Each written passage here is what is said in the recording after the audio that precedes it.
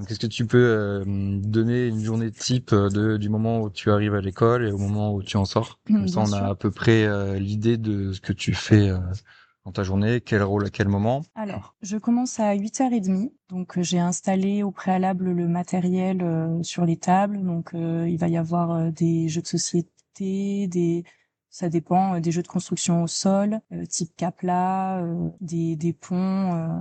Après, on peut mettre aussi des puzzles sur la table. Il y a des livres pour ceux qui le souhaitent, des coloriages aussi. Et Ça, c'est pour le temps d'accueil des voilà, enfants qui temps arrivent au d'accueil fur et à des enfants. mesure là. Donc, en général, c'est l'enseignante qui va être à la porte pour accueillir les parents et les enfants. Et moi, je suis dans la classe et je veille au bon fonctionnement, Hmm. à ce que les enfants puissent poser leurs affaires au porte-manteau, parce que certains sont un peu appelés par les copains. Ils veulent rentrer dans le jeu directement et Oui, donc ils prennent pas le temps de poser leurs affaires. Donc pour moi, un je suis là pour pour un enfant, le moindre truc peut être une perte de temps. c'est Lui, ça, ses copains, faut que j'aille jouer, il y a mes copains, il y a des jeux, et il peut exactement. oublier les étapes. Voilà, c'est ça. Donc moi, je suis là pour un peu structurer l'arrivée. Il faut qu'ils mettent leur étiquette de présence, leur carnet de correspondance dans la boîte. Voilà. Et puis c'est un accueil, c'est important. Et puis c'est un moment de transition avec la séparation des parents. Et Bien sûr. donc c'est important vraiment de préparer cet accueil et d'être vraiment disponible pour eux et de les accueillir vraiment dans les meilleures conditions possibles. De manière sereine. Exactement. Ok. C'est très important. Après, là, on est sur une fin d'année, on est au mois d'avril, Les donc routines il y a sont en une, place. voilà, il y a quand même une évolution. Au début de l'année, on a quelques grandes sections qui arrivaient en pleurant et voilà, il fallait les rassurer. C'est Mais intéressant parce que, alors moi je viens du périscolaire et de l'animation, mais en fait on se pose beaucoup la question pour les enfants de 3 ans à la rentrée, ce qui est normal, c'est la première fois qu'ils sont séparés de leurs parents s'ils n'ont pas fait de crèche sur des journées entières. Mais en fait, on se rend compte que même à 4 ou 5 ans, bah oui, la séparation avec la famille, ça peut rester quelque chose de fort pour un enfant. Donc, mais en fait, même en septembre, tu recommences un petit peu exactement. ce travail, quoi. Oui, et c'est même pas qu'en maternelle, hein, sur la Mm. rentrée, des fois, des enfants, ça arrive qu'un enfant de CE2 puisse avoir un peu les larmes aux yeux. Enfin voilà, c'est Mm. une transition, ça fait partie Ok. de. D'où cette petite organisation entre guillemets juste pour l'accueil.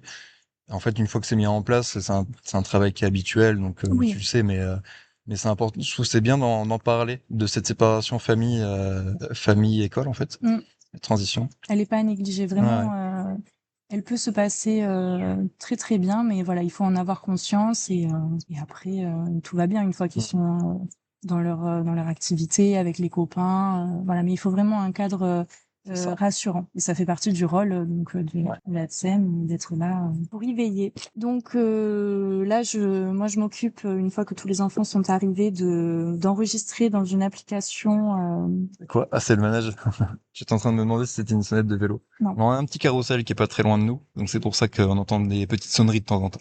C'est que ça y est, il est parti. Donc, je renseigne sur une application dédiée les enfants qui déjeunent à la cantine et ceux qui restent à la garderie du soir. Ok. Ensuite, l'enseignante lance la musique du rangement. Donc, les enfants, c'est un rituel, donc les enfants sont habitués. Donc là, ils rangent et ils se mettent au coin regroupement. Donc là, c'est le moment des rituels, donc du bonjour, de la date, de la météo. Et l'enseignante va expliquer les ateliers aux enfants. Mhm. Pareil, ça a l'air anodin, mais on parle, c'est vraiment le mot rituel et routine, il est hyper important alors, je dirais qu'il est important chez les enfants de manière générale, mais encore plus chez les maternelles, ils ont besoin de repères. Oui, Et c'est aussi un gain de temps pour tout le monde. Eux, ils savent, il y a la musique qu'on aime bien d'habitude, donc je sais où est-ce qu'il faut que j'aille, qu'est-ce que je dois faire, et ça fait avancer tout le groupe en même temps. Et ça, j'imagine qu'en début d'année, pareil, c'est un petit temps à mettre en place. bien sûr. Mais une fois que c'est mis en place, il y a pas de souci. Tout le monde est rassuré, tout le monde, ils Exactement, sont un peu chez eux, ils savent comment ils doivent exactement. fonctionner. Mais c'est vrai que c'est important. On prend du temps, les premiers temps à la rentrée, vraiment, de mettre tout ça en place. Mais on sait que ça nous facilite tellement les choses et c'est vraiment, c'est primordial. Donc 9h15, on commence. Donc c'est les rotations. Donc là, la classe est divisée en 3 groupes. Donc pareil, ça a été mis en place à la rentrée. Ça peut être amené à évoluer en fonction de si l'enseignant se rend compte qu'il y a un problème au niveau des groupes, au niveau des enfants qui discutent trop ensemble. Donc un groupe est avec l'enseignante, un autre groupe est avec moi et un autre groupe encore est en plan de travail, donc c'est en autonomie. Ok. Voilà, et on tourne comme ça. Et vous êtes dans la même salle tous? Oui, Ok, chacun dans son petit pôle. c'est ça. Ok. En Comme ça, général, vous avez les yeux sur ceux qui sont en autonomie oui, parce et vous pouvez qu'autonomie, gérer votre. on le sait Bah, très bien, ils sont en en fait, autonomie, mais je le précise que toi tu le sais, moi je le sais, mais peut-être qu'il y a des gens qui, quand on dit autonomie, se rendent pas forcément compte que autonomie, ça veut pas dire ils sont lâchés tout seuls quelque non, part. C'est qu'on leur c'est propose impossible. quelque chose où ils vont essayer de faire par eux-mêmes, mais on est en aide, en fait. C'est ça. Ok. Donc ils vont venir nous solliciter. Ok. C'est pas de l'autonomie à 100%, effectivement. Ils sont dans l'apprentissage de Oui, l'autonomie. c'est ça, ça marche. Et donc toi, en fait, tu fais ton atelier, c'est C'est ça? ça. En Ok. général, moi, c'est des ateliers qui tournent autour de tout ce qui est créatif, du graphisme, voilà, mais qui est toujours en lien avec ce que l'enseignante va leur proposer. Ok. Alors, est-ce que c'est par rapport au programme de l'enseignante? Toi, tu prépares ces ateliers par rapport à ça? Oui, Genre c'est si ça. c'est un moment de l'année où elle est, comme tu disais, sur de la motricité fine, donc on va utiliser les mains pour faire je sais pas, des ateliers manuels, etc. Toi, tu proposes quelque chose qui est en rapport? C'est ça. Ok. Alors par exemple, si on travaille sur là en ce moment on travaille sur la boucle descendante, c'est toujours dans un but pédagogique. C'est Ok. pas des ateliers qui nous sortent qu'on sort au hasard, c'est Oui, vraiment oui. pensé, c'est réfléchi. C'est pas tu occupes les enfants pendant que l'enseignante elle fait son Ah oui, non, travail. pas du tout. Tu fais complètement partie en fait de ce cursus scolaire. Oui, Ok. il y a une ligne directive et enfin voilà, il y a du lien vraiment. Et puis même, je peux avoir des ateliers sur les lettres, sur par exemple le tracé. C'est vraiment, je sais pas comment on pourrait dire, c'est En gros, ces ateliers-là, en tout cas pour y revenir, tu te rapproches un peu de ce que fait l'enseignante. Donc en fait, t'as pas forcément ses apports comme elle fait son programme, etc. Mais en fait, c'est t'es ça. quand même très proche de Il y ce a un qu'elle peut lien en faire. tout cas avec ce que l'enseignante propose. Ok. Donc on va avoir une première rotation,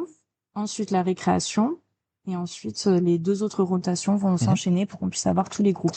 Récréation, t'es en surveillance? Non, je suis dans la classe Toi, et t'es dans la classe. oui. Ok.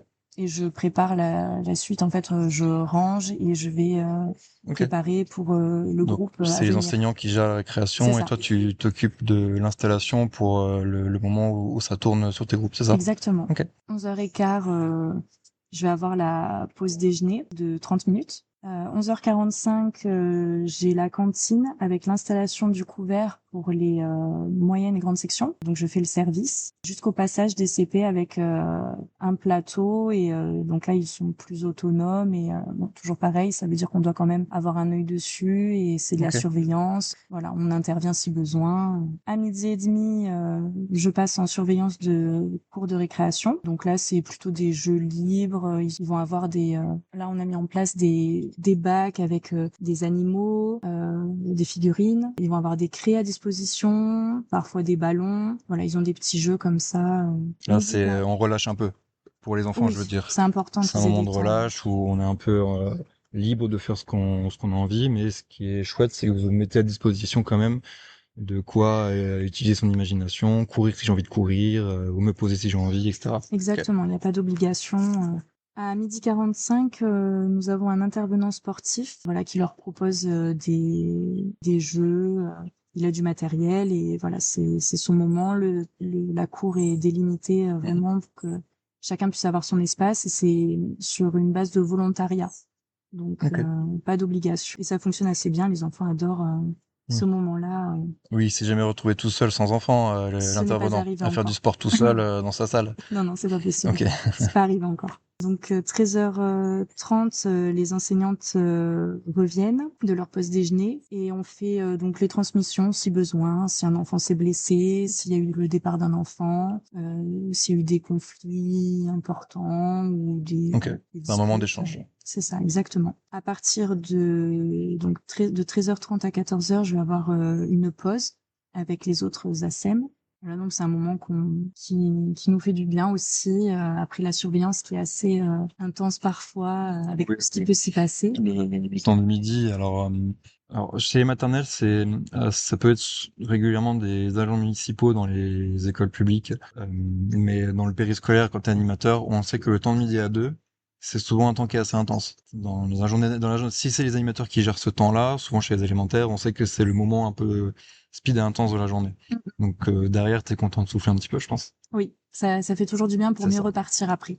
Donc 14 heures, donc je reviens en classe et là c'est soit on reprend un atelier, par exemple si une rotation n'a pas pu se faire, on va reprendre cette rotation toujours avec le groupe 1, 2 ou 3. Sinon après l'enseignante va faire motricité avec eux. Et donc là moi je suis dans la classe et je vais avoir du temps pour tout ce qui est collage, pour agrafer, pour anticiper sur la semaine, tout ce Ok. qui est En fait, préparation. t'as du temps pour préparer un peu ou les ateliers ou la classe, faire un peu d'aménagement. Exactement. Il y a toujours Donc là, quelque chose à faire. Toujours. c'est un moment où t'es un peu tranquille, où tu peux avancer de Oui. ton côté Oui, oui. sans les enfants. Il y a le plastifiage. Enfin, il y a toujours des choses à faire à ce moment-là.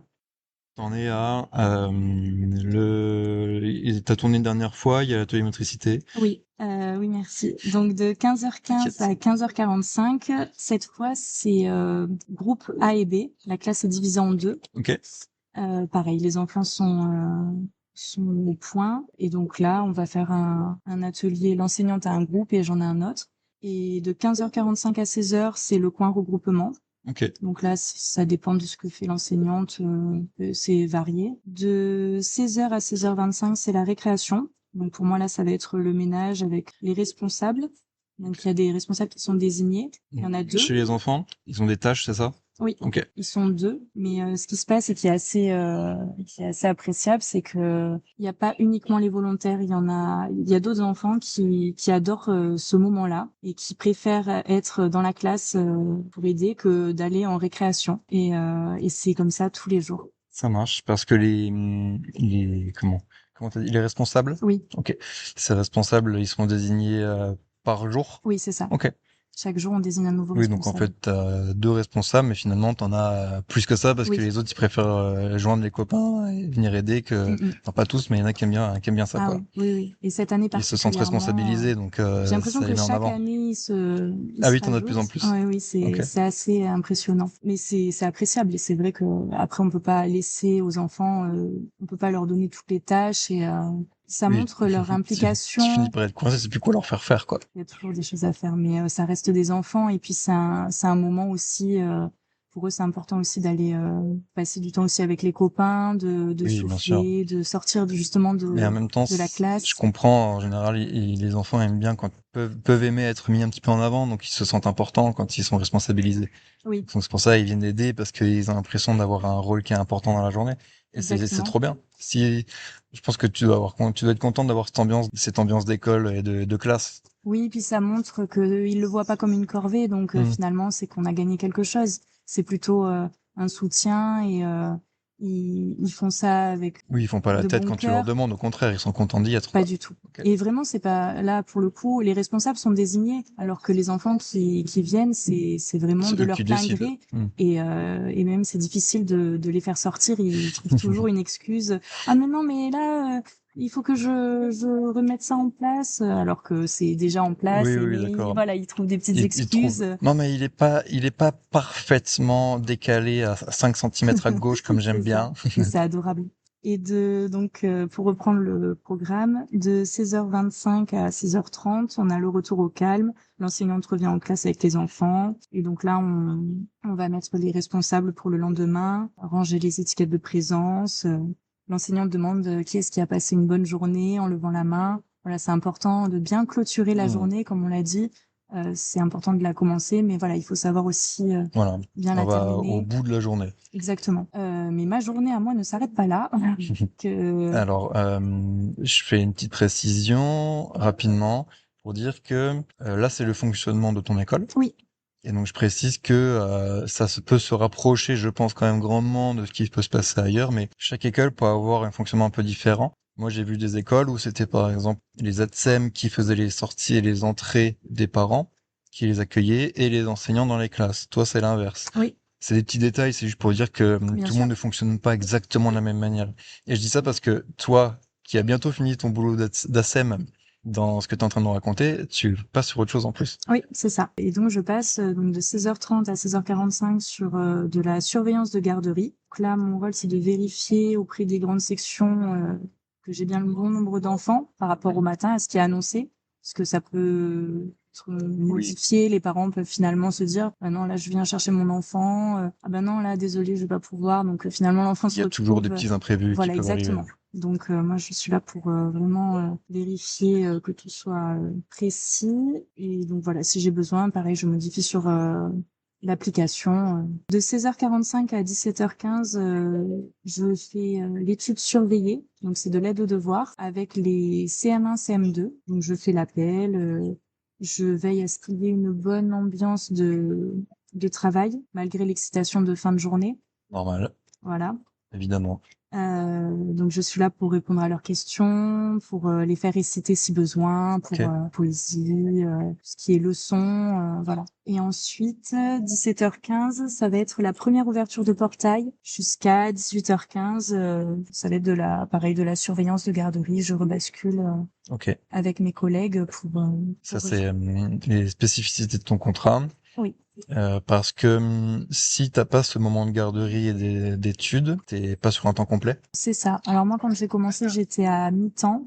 Et petit à petit, mon contrat s'est modifié. Et là, j'ai un temps complet. Je fais des journées de Parce que 10 tu heures. fais finalement plusieurs métiers dans la journée. C'est ça. Et c'est ce que j'aime dans mon métier. Oui. C'est que j'ai pas le temps de m'ennuyer. Vraiment, voilà, faut être polyvalent et vraiment, c'est ce que j'affectionne dans ce Ok. métier-là. C'est intéressant parce que on pourrait se dire que il y a l'école d'un côté, la garderie de l'autre, l'étude de l'autre. Donc en fait, les enseignants sont de leur côté avec les ASEM et les ATSEM. Les animateurs qui sont sur du périscolaire et du centre de loisirs vivent de leur côté. En fait, on se rend compte que bah toi, tu fais vraiment le lien entre tout le monde puisque t'es beaucoup avec l'école, mais aussi un peu avec Avec la moi. garderie. Oui. Et en même temps, tu fais de l'étude avec des enfants qui sont bien plus grands que ceux que tu as à l'école. Donc c'est intéressant de voir qu'en fait, tout ce petit monde vit à peu près au même endroit. Et toi, tu fais le lien dans tout ça, en fait. C'est ça, moi je gravite vraiment autour de tout le monde et c'est ce que j'aime. Et les enfants que j'ai à l'étude en CM, donc les CM1, CM2, c'est dans ma classe en Oui, en moyenne, plus, grande tu les section. connais. Donc Parce que t'as c'est trop toujours été dans la génial. même école? Oui, Je t'ai déjà posé la question, peut-être. Mais je suis dans la même école. ok, ok, ok. Alors j'ai fait mon alternance quand j'ai fait mon CAP petite enfance en alternance, j'étais dans une école, mais après très vite, donc Ok. sur un an, mais après j'ai été embauchée dans cette école et j'y suis restée. Ouais, trop bien. Et Si je ça te m'épanouis dans convient. cette école-là. Parfait, hein. Ok. Bah, merci pour la journée type. Avec plaisir. C'est bien, on voit bien, c'est quel est le travail que tu fais, en fait. Je pense qu'on a bien pris le temps de préciser à chaque fois. Parce qu'en fait, ce qui se passe dans une salle de classe, c'est un peu un mystère quand tu connais pas. J'imagine. Même pour moi, qui suis animateur, éducateur et qui peut en avoir, qui peut voir un peu l'extérieur et dans ce monde, ça reste un peu, comme s'il y avait un monde un peu méconnu, tu vois. Donc là, on se rend un petit peu plus compte que déjà, c'est intéressant de voir que les enseignants, en tout cas, alors habituellement, mais ils peuvent être seuls dans certaines structures l'après-midi, par exemple. Des fois, les ATSEM finissent à 14h30, 15h. Encore une fois, ça dépend vraiment des écoles Oui. et des mairies, parce que souvent c'est les mairies quand c'est dans le public qui gèrent ça. Du coup, on a un peu plus une visu. C'est pas l'enseignante qui est tout seul face à sa classe et qui récite une leçon. Non. C'est beaucoup plus pensé que ça. Donc c'est Après là, c'est intéressant. vraiment global.